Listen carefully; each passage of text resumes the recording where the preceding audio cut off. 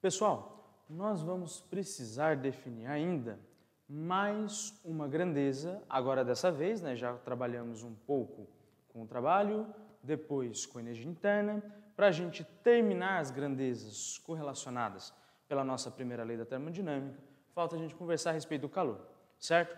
E a termodinâmica é exatamente isso, gente. Ela vai ser um estudo das transformações entre calor e trabalho, e é claro que em transformações entre calor e trabalho a gente precisa perpassar pela energia interna. Então agora, uma última grandeza para a gente estudar o calor, que é a chamada capacidade térmica molar. Você deve lembrar lá das primeiras aulas de termofísica, lá em calorimetria, que capacidade térmica é uma relação entre calor e a variação de temperatura, certo? Capacidade térmica é uma relação entre calor e variação de temperatura. No caso de uma capacidade térmica molar, eu vou ter uma relação entre calor e variação de temperatura, calor trocado e o quanto a temperatura variou para cada mol. E a minha capacidade térmica molar, que eu vou denotar por Czão, faz bastante sentido eu pensar que ela vai ser o quê? Que ela vai ser uma relação com o inverso do número de moléculas, porque afinal vai ser a capacidade térmica molar, então a relação entre o calor trocado e a variação de temperatura para cada mol. Logo, faz muito sentido eu pensar no inverso do número de mols, porque é por mol, vezes a minha relação entre o calor trocado e qual foi a variação de temperatura. Então, senhores, isso daqui para a gente é a chamada capacidade térmica molar. Se você quiser também, você pode fazer a multiplicação e aí vai ficar como Q dividido por N ΔT. Você pode ainda passar esse N ΔT multiplicando e aí, por fim, a gente concluiria que se eu quero calcular o calor trocado por um gás e eu conheço a capacidade térmica molar, a conta que eu vou precisar fazer é N ΔT vezes a capacidade térmica. Logo, o meu calor vai ser calculado como N Czão ΔT. Beleza. Então, eu consigo calcular o calor trocado por um gás utilizando essa fórmula aqui, a capacidade térmica molar. Gente, percebam, faz muito mais sentido eu utilizar uma capacidade térmica molar em termodinâmica do que eu usar o calor sensível, que era relacionado à massa. A gente não trabalha tanto com a massa do gás. Então, a gente vai trabalhar com o número de moléculas. Beleza? Então, N Czão ΔT. É claro que a gente vai descobrir para alguns casos mais específicos como a gente pode calcular essa capacidade térmica. O primeiro caso deles é se eu tiver uma transformação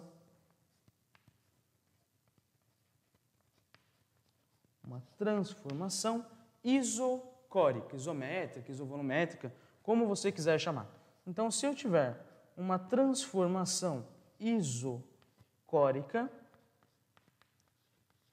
que para quem não se lembra, ela é aquela que ocorre com volume constante. Então, se eu tiver uma transformação isocórica, que é aquela que ocorre sem mudança de volume, como que vai ficar uma fórmula para o meu calor térmico, para a minha capacidade térmica molar? Vamos lá, olha. Eu sei, utilizando da minha primeira lei da termodinâmica, que ΔU é igual ao calor menos o trabalho. Entretanto, nós também sabemos que se a transformação é isocórica, ou seja, se não tem mudança de volume, eu não vou ter aquela curva. A curva no diagrama PV, ela na verdade vai ser uma reta vertical. O volume é constante, a curva no diagrama PV vai ter que dar uma reta vertical. E aí, portanto, eu não vou ter área. De uma transformação descrita por uma reta vertical, eu não consigo calcular a área embaixo da curva. Não tem. Tudo bem? Então, no caso de uma transformação isocórica, o trabalho vale 0. Não tem variação de volume, gente. Não tem como o gás ter realizado o trabalho. Então, para uma transformação isocórica, o ΔU é igual ao calor. Só que como a gente sabe que U, no caso, vamos pegar, por exemplo, vamos pegar um caso geral, tudo bem? vamos pegar I vezes meio de nRT, certo? O caso geral, e aí I você troca pelo grau de liberdade que você quiser, tudo bem? Então, o meu ΔU, gente, I não pode variar, o número de graus de liberdade de um gás não pode variar. Vamos considerar que o número de mols é constante. Constante universal dos gases também não tem como variar. Portanto, se U vai ser meio de I nRT, eu vou ter que ΔU é meio vezes I nR ΔT. Então, o meu ΔU vai ficar como meio de I nR ΔT. E o meu calor trocado, eu vou tentar escrever nesse modelo, que é o modelo da capacidade térmica molar. Como eu estou trabalhando com volume constante, eu vou falar que essa é a capacidade térmica, molar para quando o gás está em um volume constante. Então, olha só, está fazendo uma transformação de volume constante. Eu vou escrever aqui, ó, NCV ΔT. CV, olha, capacidade térmica molar quando o volume é constante.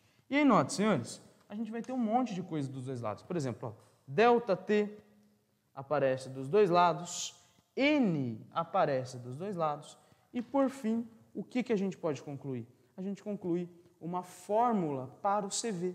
Veja só, né? O CV pode ser calculado. Então, olha, portanto, eu posso calcular CV como meio de R vezes I. Então, IR dividido por 2, certo? Essa vai ser a nossa fórmula para o calor, a capacidade térmica molar, quando eu estou a um volume constante. Certo, senhores?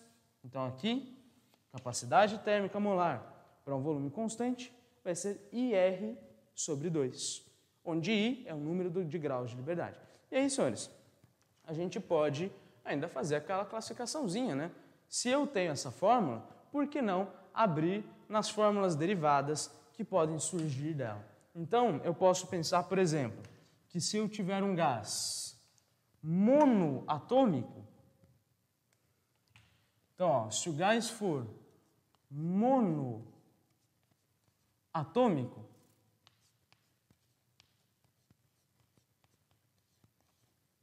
eu vou ter que CV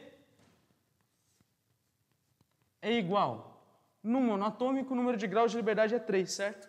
Então, o CV vai ser 3R sobre 2. Se eu tiver um gás diatômico,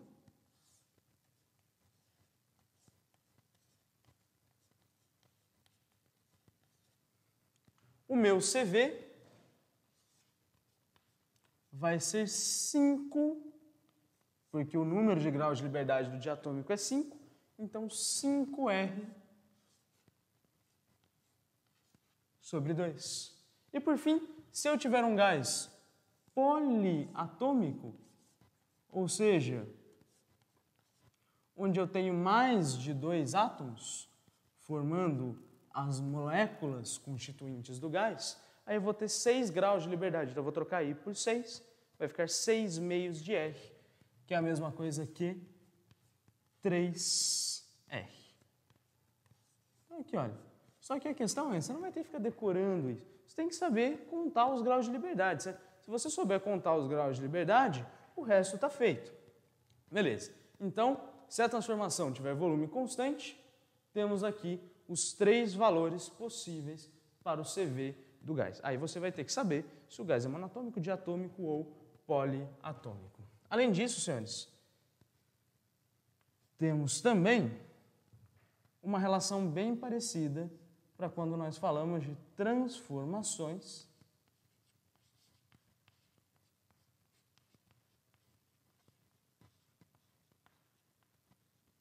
isobáricas, que são as transformações quando a pressão é uma constante, né?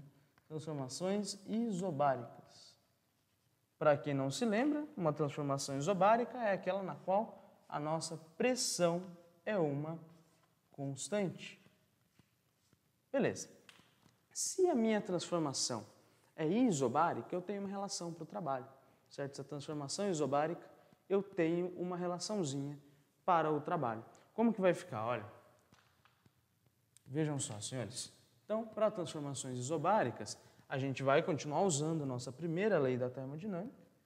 ΔU é igual a calor menos o trabalho, certo? Mas, se ela é isobárica, eu posso escrever o trabalho como P ΔV, certo? Trabalho P ΔV. Uma isobárica é uma pressão constante. Então, vejam só, ΔU, para ΔU a gente tem uma fórmula, não é? Qual que é a fórmula de ΔU? Vai ser meio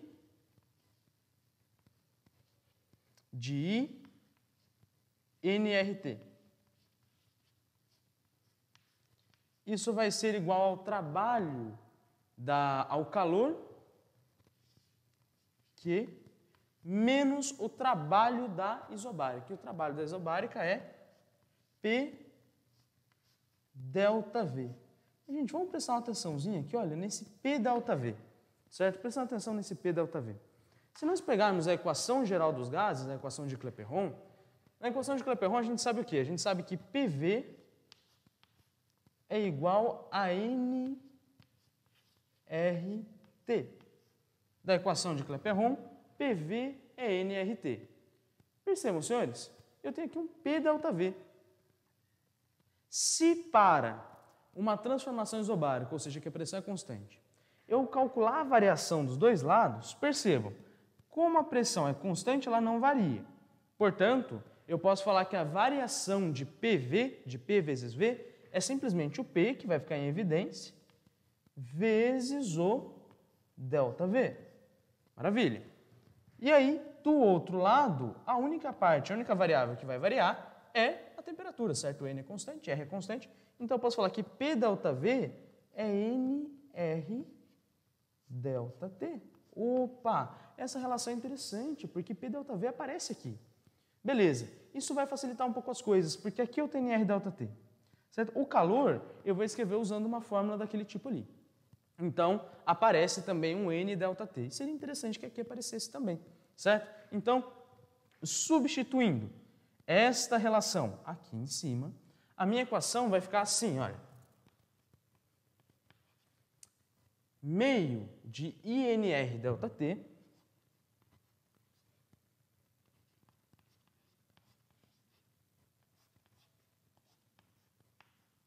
vai ser igual ao meu calor, que eu já vou escrever dentro desse modelo, ó, NC ΔT, só que agora como a pressão é constante, eu vou chamar essa minha capacidade térmica molar de capacidade térmica molar para uma transformação a pressão constante. Então, eu vou chamar de CP, assim como ali eu chamei de CV para o volume constante, aqui para a pressão constante eu vou chamar de CP. Então, vai ficar o meu calor como N CP ΔT, utilizando lá a nossa fórmula da definição de calor específico molar, menos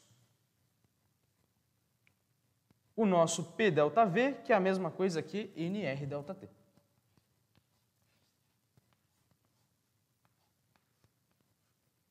Beleza. Aí, nós podemos simplificar um monte de coisa aqui, ó, por exemplo, ΔT, ele aparece em todos os termos. Tchau. Da mesma maneira, temos também o N em todos os termos. Tchau. E aí, por fim, eu tenho que IR sobre 2 é igual a CP menos R. Vou passar esse menos R para o outro lado somando, e aí nós vamos concluir que CP é igual a IR sobre 2, 1 meio de IR sobre 2, certo? E aí, esse menos R passa para o outro lado, mais R. E aí, por fim, nós podemos concluir que, portanto, certo? Portanto, IR sobre 2 mais R, aqui ó, tira o MC e tudo mais, vai ficar assim. Portanto, CP vai ser igual a R vezes I mais 2 dividido por 2, certo? Calor específico, a pressão constante.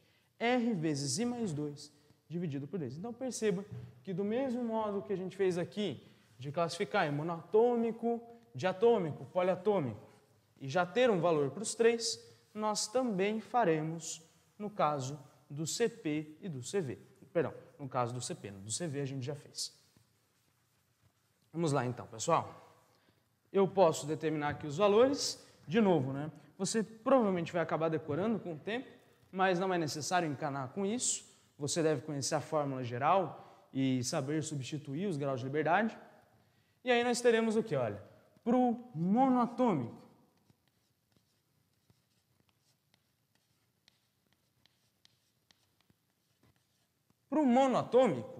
eu sei que I vale 3. Então, I mais 2 vai valer 5. Para o monoatômico, o nosso CP vai valer 5R sobre 2. Beleza? Próximo, diatômico.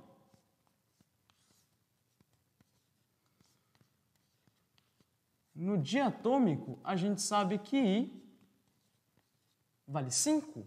Então, se I vale 5, I mais 2 vai dar 7. Então, no diatômico, o CP vai valer 7R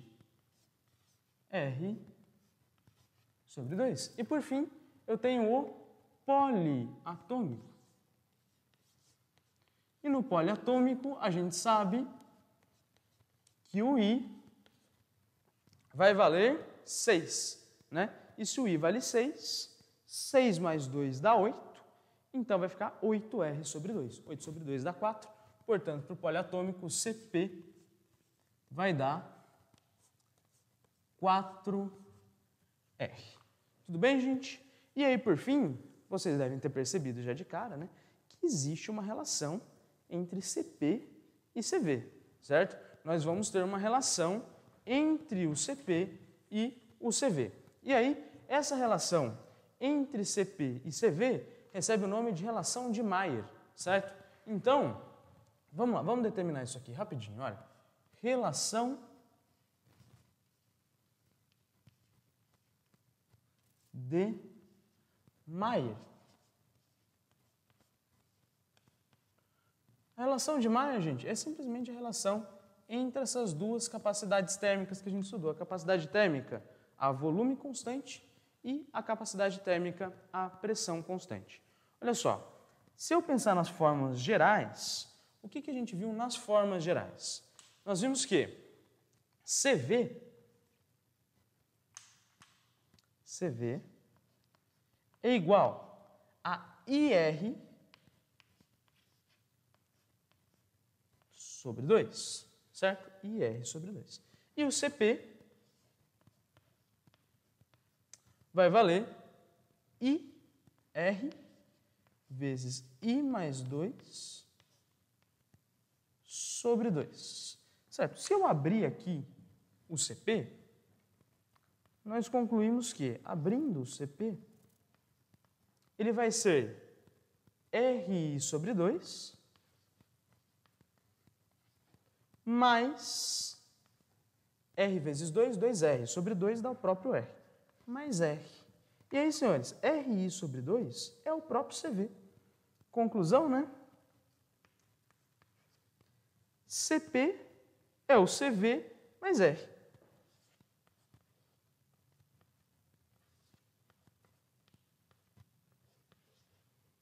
E, geralmente, passa-se o CV para cá subtraindo, e aí a gente escreve a nossa relação de Mayer. A relação de Mayer é que CP menos CV é igual a R. CP menos CV é igual a R. Ou seja, se eu subtrair o o calor específico molar para volume constante. Do calor específico molar para pressão constante, eu encontro a nossa constante universal dos gases, certo? E aí, por fim, nós podemos também definir o que nós vamos chamar de coeficiente de Poisson, certo? Eu vou deixar aqui os CPs e os CVs todos escritos e construir o coeficiente de Poisson aqui embaixo, tá bom, pessoal? Por quê? Porque aí vai ficar mais fácil a gente visualizar, vai ficar mais fácil para nós visualizarmos os valores do coeficiente de Poisson. O coeficiente de Poisson é um valor que a gente determina porque ele aparece muito dentro das contas que a gente vai fazer mais para frente nessa aula. Então, dentro dessas contas aparece bastante esse coeficiente e exatamente por isso nós vamos defini-lo. Vamos lá, gente. Coeficiente de Poisson.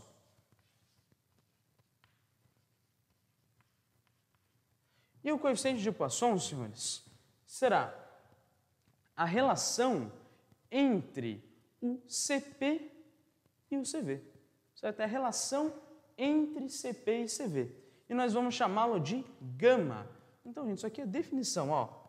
Gama, que é o nosso coeficiente de Poisson, que não vai ter dimensão, naturalmente, ele vai ser CP dividido por CV.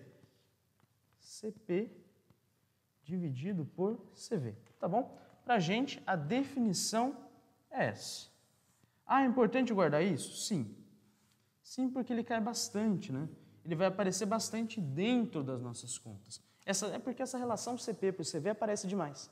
Então, a gente já cria um coeficiente que é justamente isso, CP por CV. Se nós substituirmos as nossas contas, né, a gente sabe que CP é R mais 2 sobre 2. Então, olha, se eu quiser uma fórmula geral, ó, gama, que é o nosso coeficiente de Poisson, ele vai ser R mais 2 sobre 2.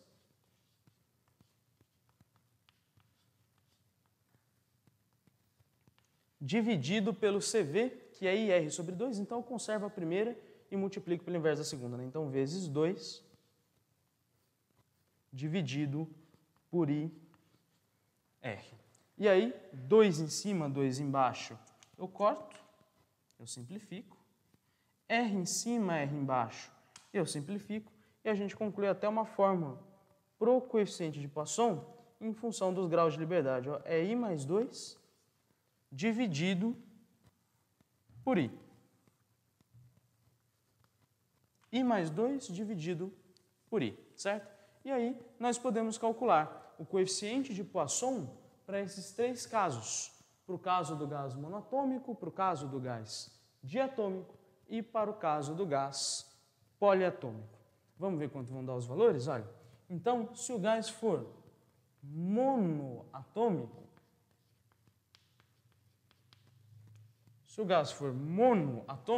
o que a gente sabe?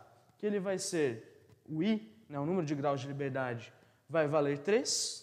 Então, 3 mais 2 dá 5, dividido por 3. Então, para o gás monoatômico, o coeficiente de Poisson vai ser 5/3. Se o gás for diatômico,